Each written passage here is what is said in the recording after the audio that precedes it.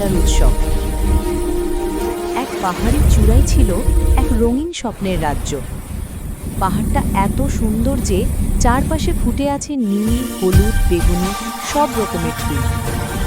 সেদিন ডঙ্কি, বানর, ময়ূর আর ক্যাঙ্গারু মিলে আয়োজন করেছিল এক মজার উৎসব।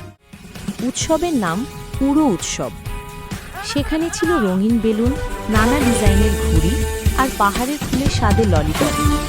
সবাই দারুণ আনন্দে মেতে আছে।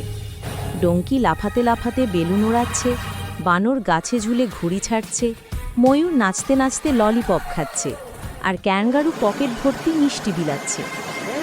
ঠিক তখনই ধূপধাপ শব্দ করে হাজির হলো জেব্রা, হাত ভর্তি নতুন ঘুড়ি নিয়ে। সে খুব গর্ব করে ঘুড়ি উড়াতে গেল, কিন্তু হঠাৎ এক দুষ্টু ইঁদুর এসে দড়িটা টুক করে কেটে দিল। বিশাল ঘুড়িটা উড়ে গিয়ে আটকালো পাহাড়ের একটা বড় গুহার মুখে। গুহার ওপরে ছিল এক বেচারা ব্যাঙ, যে নাকি 1 বছর ধরে নিচে নামতে পারছিল না। ব্যাঙটা ঘুড়ির দড়ি দেখে বলল, ওরে, এটা তো আমার মুক্তির পথ। ব্যাঙ দড়ি ধরে নামতে শুরু করলো, কিন্তু নিচের প্রাণীরা ব্যাঙকে নামতে দেখে ভয় পেয়ে ভাবল পাহাড়ে নাকি ভূত নামছে। সবাই চিৎকার করে দৌড় লাগালো। ডঙ্কি লাফাতে লাফাতে উল্টে পড়ল